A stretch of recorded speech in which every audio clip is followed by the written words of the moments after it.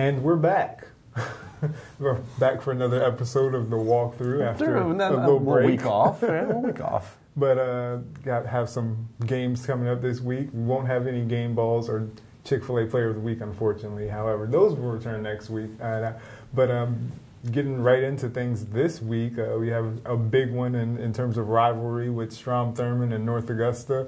And they'll be adding on to some of the more memorable moments from that rivalry in the past. Yeah, and some of them really recent too. I mean, the classic 4 overtime thriller from a couple years ago. Strom Thurmond raining on the parade, the turf parade at North Augusta the year before. I mean, it just seems like when these teams get together, they produce memorable moments. Definitely. Hillary had spoke about it with me earlier today, and he was talking about how all the kids know each other, and they really like to. They're like he said they're looked down on some, so they kind of have a chip on their shoulder when they play them.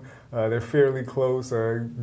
Counties touch each other, so it's a big one for them. And going into this game, Strom Thurmond's coming off of some momentum of having played last week and got a big win over Emerald. Had to fight it out there a little bit, but I think that kind of gives them a little bit extra, and now that they've been in one of those types of games, or two of those if you count the Aiken game. But yeah, I think we do. Yeah, and I think Jaquan Harris has once again had a great performance, more than 200 yards of total offense. Really kind of led that team when things were in question. So they'll be going up against the North Augusta team that actually had a bye week last week. Yeah, and one of the things that we dealt with last week was all of these schools practicing, if they were able to, for a particular opponent, but not knowing if they were going to be able to play against that team, not knowing if, will we be able to play a Saturday game? Will we have to move it to Monday? Well, North Augusta was the only area team that actually had a bye week. As soon as that game up in Blythewood ended, they could pretty much start focusing on Strom Thurmond. So they didn't have that whole week of, we're preparing for somebody else.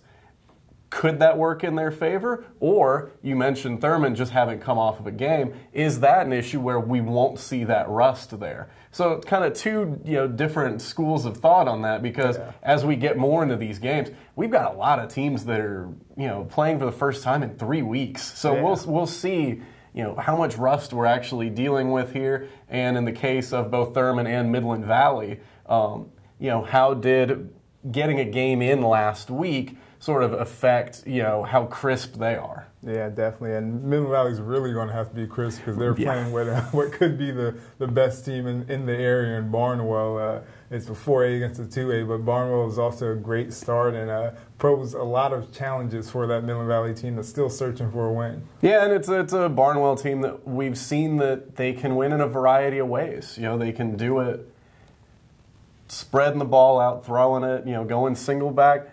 They can go classic Barnwell and do like some wishbone type stuff, or just power it right up the middle. The defense creates turnovers. They can stress you in a lot of ways. Definitely. So it's a Midland Valley team that we've seen show a lot of fight in these early. They're making mistakes, but they're not letting those take them out of games. They're fighting back into these games, but Barnwell's a slightly different animal. So obviously, like you said, going to have to be crisp, going to have to come out. I mean, maybe with a little bit of firepower just to keep from digging into another one of those deep holes. Yeah, and if the offense can get going early, it will certainly change the complexion as opposed to some of the other games that they've played. Obviously, Harper Puckett has had some strong performances, so may need to start a little bit earlier this week. He's coming off from passing for more than 200 yards, so we'll see what he can do out there. And they like to run the ball pretty efficiently as well. Yeah, I mean, they've got loads of playmakers to get the football to. Barnwell has faced some teams with playmakers, and they've done a good job of slowing them down. So I don't know if they've seen anyone yet with just the volume of playmakers that Midland Valley has, with the athletes they can get out on the edges. It could make for a pretty interesting matchup. Could be interesting. One of our other Class 2A teams, Silver Bluff, is taking on Swansea this week. And Silver Bluff is obviously off to a pretty solid start. Have that loss to Barnwell, but they'll be looking to get back out there. Their game obviously canceled as well last week. But facing a Swansea team that's a bigger classification, but I think Silver Bluff has shown in past weeks that they have the guys to get it done defensively as well as on the offensive side with Jamal Washington and some of those guys. It would have been interesting to have seen if they had gotten that game in up at Allendale, just because the physical style that Allendale Fairfax plays, they're really big up front. That I think could have been a good test, but Silver Bluff and Swansea, these aren't strangers. It was seemingly a yearly thing that we would see these two face off against one another. It's a Silver Bluff program that I think we talk about them every week as just the excitement that's been building over there. They go and they blew out Denmark Olar, and you could feel it kind of starting to build again, and then, like with everybody else who had that good momentum going, it just kind of hit a standstill. Definitely. So, they'll be excited. It's homecoming, and Silver Bluff football, they're back on the field, and that's what they're so excited for over there. Definitely. It's a different atmosphere. They'll be ready to go. Swansea's got some big time players. They do. They've got guys who are getting looked at by big colleges. It'll be an interesting test. Definitely.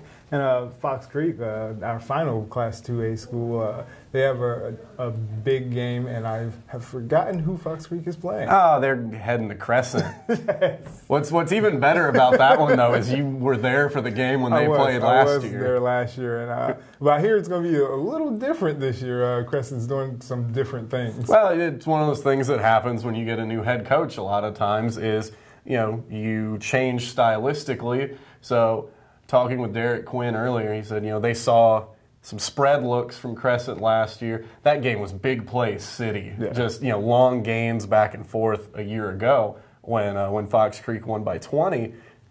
This group now, power rush attack. A big 300-pounder up front to lead the way in the middle of that offensive line. Strong on both lines, physical team. So definitely a different test. But that Fox Creek defense has been so good so far that I'm interested to see how. Yes, they saw this team as a spread team last year. Now they get that power run game, and we'll see what they can do with it. Definitely, it should be interesting to see kind of the differences in those two and how it plays out this year. And sure, Crescent might not be like the big play team anymore because they're more in that running game, and they're ripping off big runs in the run game. Yeah. But it's just not, the 80-yard touchdown passes like we saw last year. Fox Creek can still hit those big plays. Yeah. They've still got those guys. Definitely. We saw them in their last game against McCormick. They had several big passing plays. They broke off several big runs. They've got home run hitters. Yeah, they certainly do. And Cam Mitchum is just – he's kind of a bulldozer when he starts running. So that's something that Crescent will have to adapt to as well. I think Derek Quinn called him a fullback playing quarterback. So – he can wear on a defense. So for as strong as Crescent is up front, he's going to put some bruising on him. Yeah, definitely. So we'll see. We'll see. That may wear him down. We shall see. And moving on down to Class A, there's a huge one. Two of them. Two of them, actually. Two huge ones coming up this week. But kind of for starters, you have the big Willis-Elko game, and this is where that region starts to kind of take shape. And in the opener at that. Obviously, this was not supposed to be the opening week for Region 3A.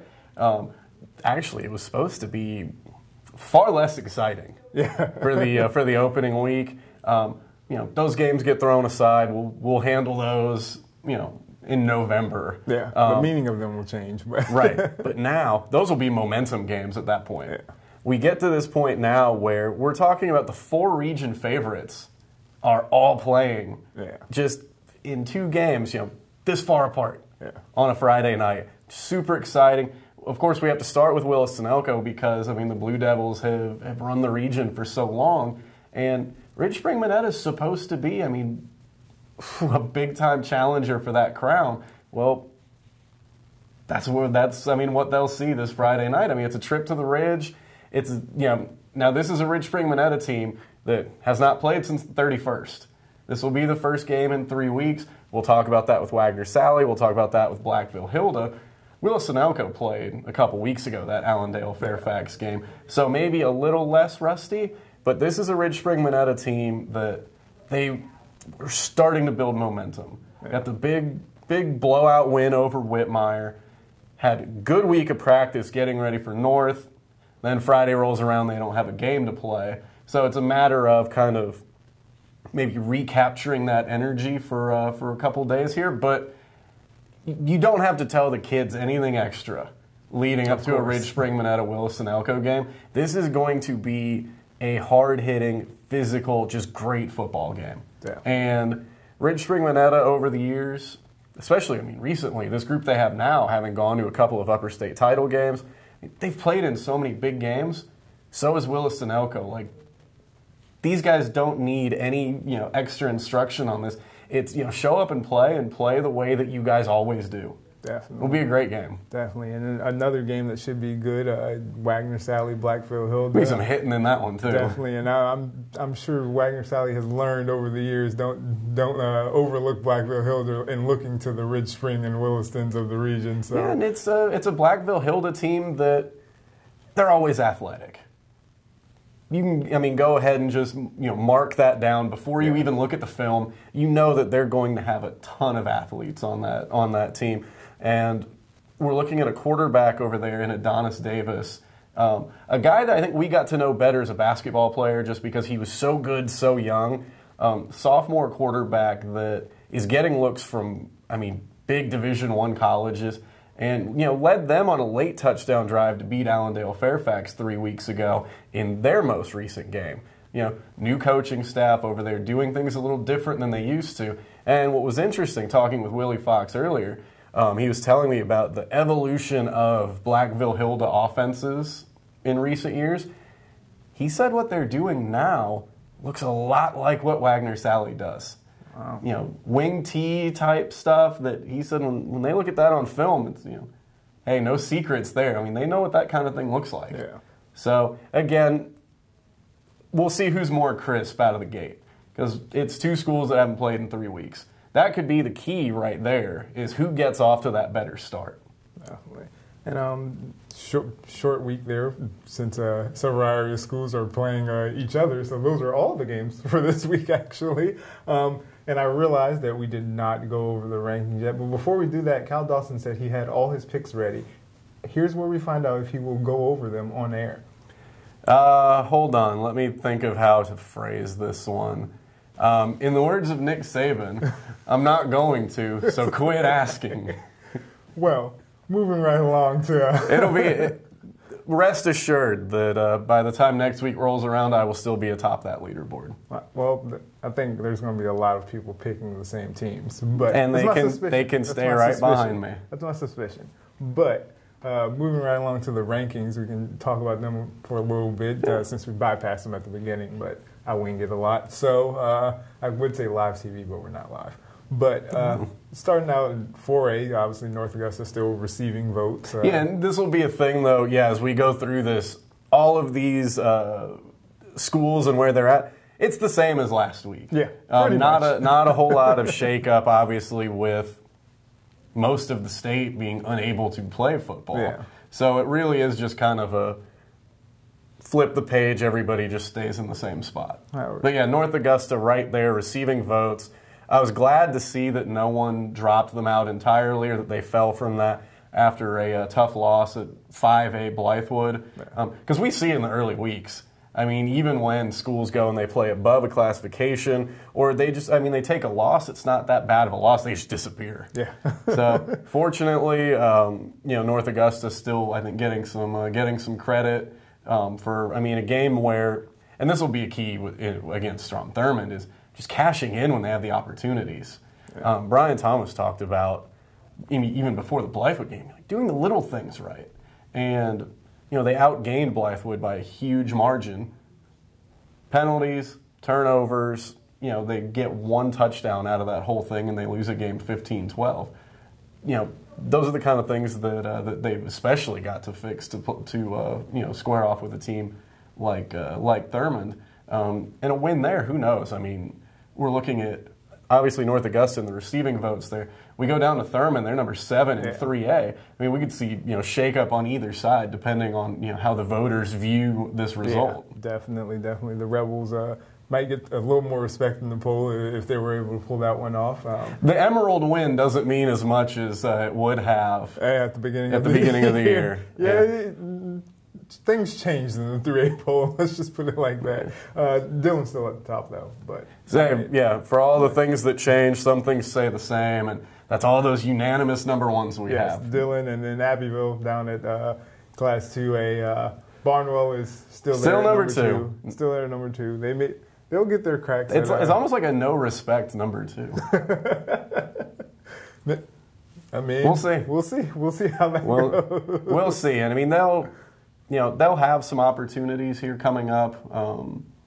At least one really nice region game that they'll have as we look on down the road. Obviously, playing a 4A school like Midland Valley, I mean that's a step up. Yeah, so we'll see. We'll see. What may help them in trying to get the number 1 spot is if one of their Silver Bluff could help them. Silver Bluff could help them out with that. But as Kyle said, we shall see. We'll see. Silver Bluff receiving votes as well as Fox Creek also, by the way. We could have a 2A poll. It's just full of area teams here real soon. Or close area teams. Right. Just like how the Class A poll, just loaded with area teams. Definitely. And leading the way with that is Wagner Sally. Still in there, number 2. They are. They've climbed up to number 2 and still holding on to that spot. As we said, going to this stretch, a lot of that could change, though. Well, and, facing number 9 Blackville Hilda on Friday. So, big game right out of the gates for them, out of the region. They've got Williston next week. I mean, and then not too far down the road, it's Ridge Spring. I mean, there's a chance for some serious shakeups. Yeah, definitely. And Ridge Spring, who's also in the poll down at number 5, hanging on to that spot, and they'll get a chance to obviously move up a little bit, or Williston can sneak in there maybe since they're in the receiving votes, depending on how that result goes. There's room for a lot of movement. Definitely. But that was our abbreviated version of the walkthrough. Kind of felt like we speed walked through there. No, we ran through that one. Yeah, pretty much. But for Eric Russell, I am Eric Russell. We're just going to keep this one all the way through. Yeah. I kind of like how it went. For Cal Dawson, I am Eric Russell. We will see you next week and on the walkthrough with the return of our Game Balls board, because I know you guys have missed it. And other than that, we need to really upgrade the chalk art for next week. We do. We have, the actual font is always nice. Christina does a nice job. We doodled on the chalkboard since we didn't have a show last week, but maybe we'll show that to you on social media at some point. Who knows? But we will see you guys on the sidelines.